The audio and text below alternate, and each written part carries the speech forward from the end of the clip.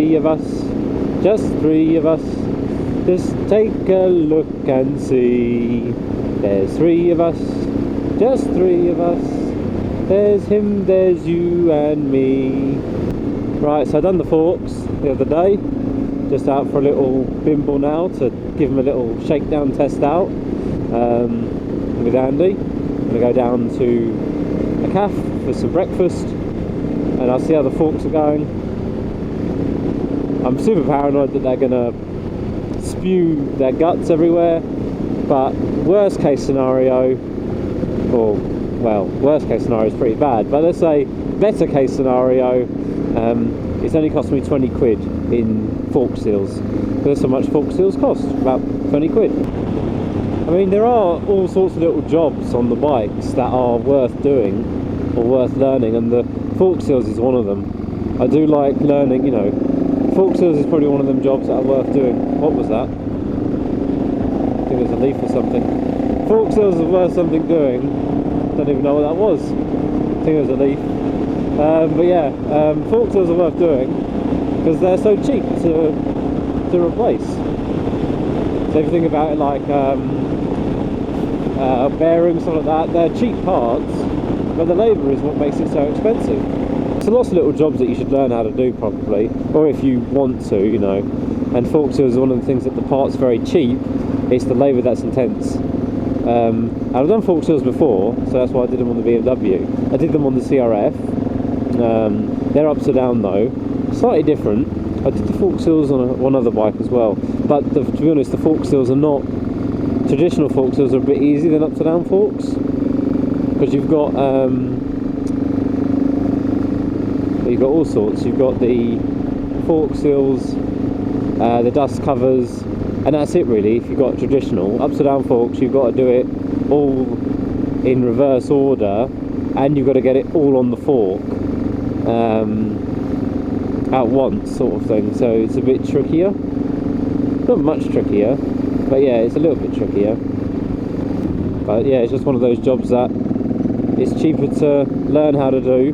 I mean, even if I screw these fork seals up and I have to buy some new ones, and then even if I had to buy these new ones, and if I did buy some new ones, I might just buy the actual tool, because I pushed these in without, I got these in without using the actual proper tool.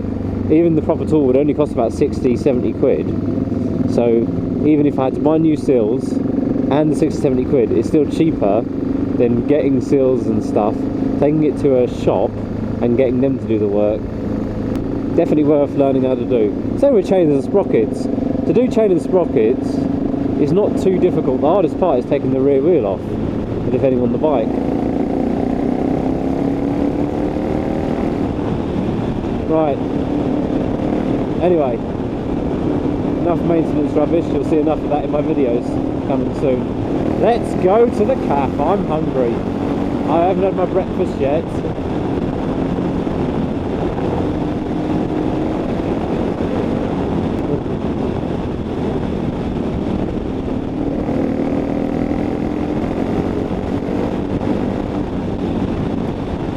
Oh dear, looks like the GoPro conked out. The GoPro's back again. That's good. Right. Luckily, I keep the audio separate from the video. So, like, yeah, my setup is a bit. Well, the camera is the camera, and the audio is an audio capture device because reasons. It doubles up for so many other things as well, so it's quite good.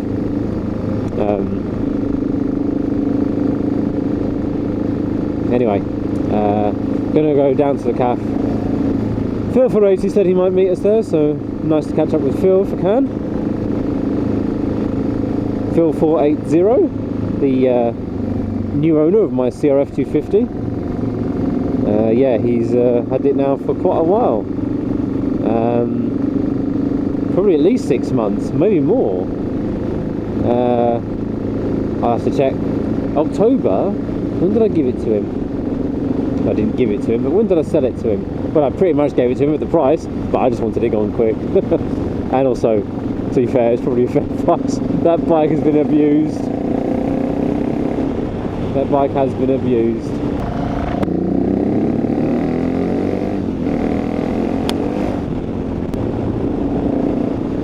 Right, anyway, what I was talking about, maintenance and bits. Yeah, if there's any maintenance bits that you, I don't know, I definitely think it's definitely worth learning how to do wheel bearings,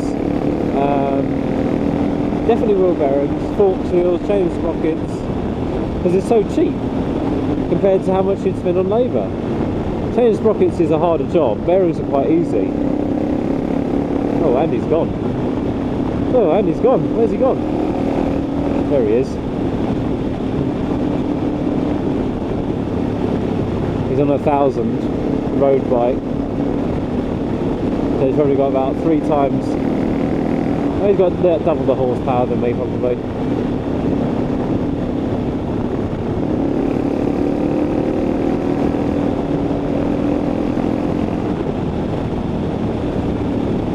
I'm not going to try catch him up. I never will.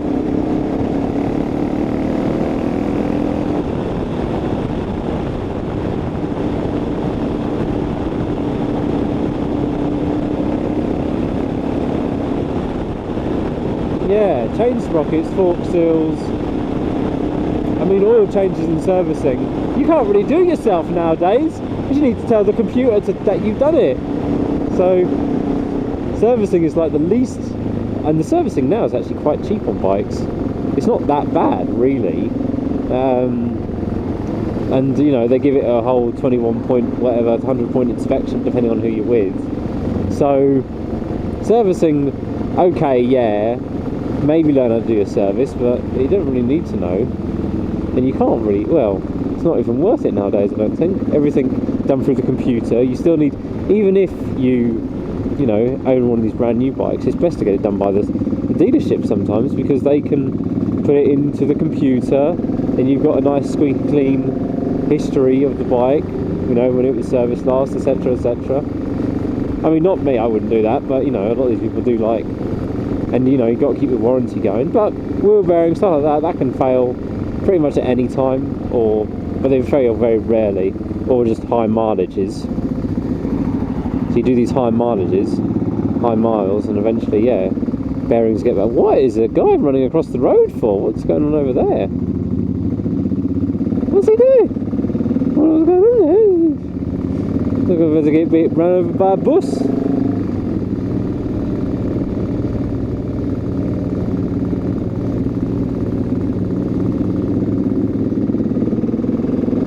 Right, yeah, let's go to the cafe. I'm hungry. Can't think straight now. But I wonder how much it would cost for fork seals. It's been a long time since I had fork seals done at a shop. The last time I had my fork seals done, it cost me £160, and that was including the fork seals. That was for my CRF, and that was about 10 years ago. 9 years ago. So yeah, now I don't think how much it would cost now. I don't think how much labour would cost now. £160 for my fork seals, and that was almost 10 years ago. Now I have no idea what it would cost, but I changed these, did them myself. I think I've done them properly, soon find out. But I did spend a lot more time cleaning out, and I don't think if you were taking it to a workshop, would they clean out as well? Anyway, let's go for breakfast.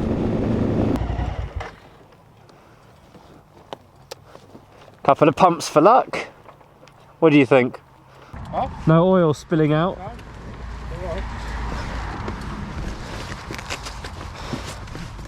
They're dry. Yeah. So, well, only wet from the water on the road. The first time you've done those then? The first I've done these on this one. Yeah. I done the ones on the CRF, but they were quite shallow. The seals were quite shallow on that one. They're quite what? Shallow. Yeah. These are quite deep. What do you mean by deep?